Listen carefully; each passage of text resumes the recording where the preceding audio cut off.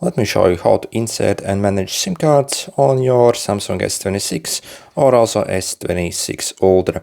So first, inside the box, you'll actually find your SIM card ejector tool, so over here.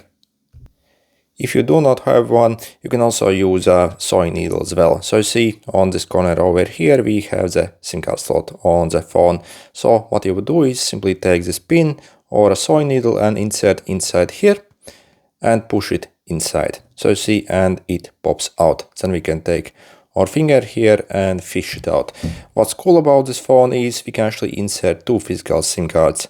So you see, one on each side. So for example, let's insert both of them.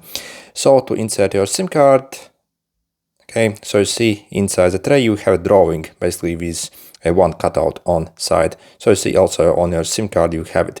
So it uses the tiniest Nano SIM card. So you see you insert it like this, and to insert the other one, again flip it over, see the drawing and match it up just like this.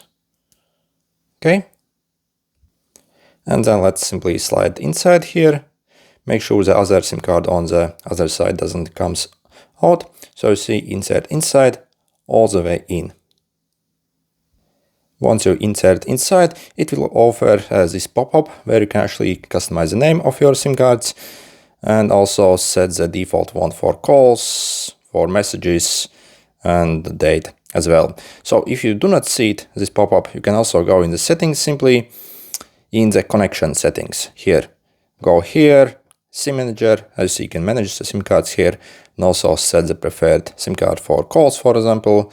If you also go back a bit in the mobile networks, as you can also enable, for example, the roaming, switch between the 5G and 4G, and also even customize the access point names as well.